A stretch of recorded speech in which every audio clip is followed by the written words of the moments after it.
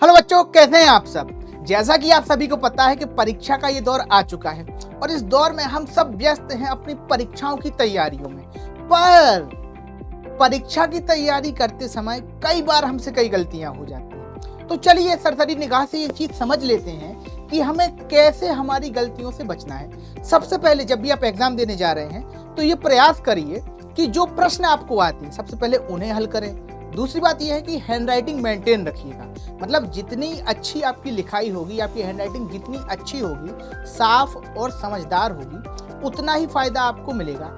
अच्छी लिखाई का जो फायदा है वो परीक्षाओं के अंदर दिखाई देता है। तीसरी और सबसे महत्वपूर्ण चीज ये है कि भाई परीक्षा की पूरी प्रक्रिया के दौरान जब आप एग्जाम देने जाते हैं उस पूरी प्रक्रिया के दौरान आपको जो है ना अपना समय का बड़ा ही प्रबंधन रखना है। क्यों रखना है? क्योंकि कई बार हम देखते हैं, खासकर हिंदी जैसे पेपर में, सामाजिक विज्ञान जैसे बड़े विषयों में हम ये देखते हैं कि पेपर जो है वो छूट जाता है। इसलिए बच्चा ये चीज़ हमेशा याद रखना कि प्रत्येक प्रश्न के लिए एक निश्चित समय ही देना है।